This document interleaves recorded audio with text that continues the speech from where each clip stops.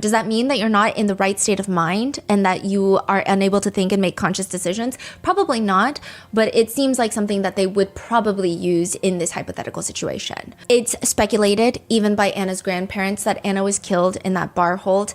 And just to mention, even if someone is highly irritable, even if they are going through a drug withdrawal, and I don't know, I think everyone's biology is different, but to kill someone with a bar hold, you are holding on for a very long time. To give you an idea, one netizen explains, with no blood to the brain, you're looking at 10 to 20 seconds to pass out.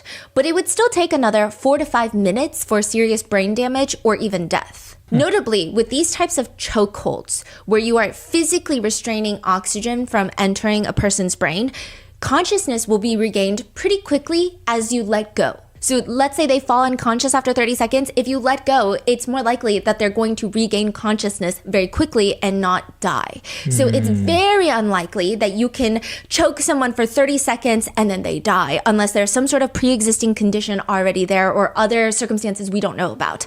It's technically possible, but usually not. It's going to take like 5 minutes. Another interesting detail to note is everyone kind of gives this vibe that the 16-year-old boy is, some tabloid news articles have described him as having a baby face, as being a very meek, young-looking little boy. In an email from Chantel to her ex-husband, the stepbrother's dad, Thomas, she writes that their son wants to start doing jiu-jitsu. So she's gonna look into that. I don't know if he started. And she also, in another text message thread, after she takes their kids to the hospital, Chantel informs her ex-husband that the stepbrother is now 5'8". And just to give you more, color to the whole picture, further messages show Chantel sends Thomas the 16-year-old son's report card. So she's sending Thomas both of the minors' report cards for the 16-year-old son and the 9-year-old girl.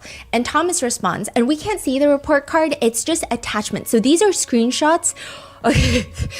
Thomas Hudson, in this emergency custody court filing, he drops like 100+ page document, and half of it are just text messages between him and Chantel back from 2024 and leading up to just like a few weeks ago, days, weeks after the murder of Anna Kepner. Okay. So he's like using this all as proof of like, I need to have custody of the 9-year-old daughter. Here's all of our text message exchanges.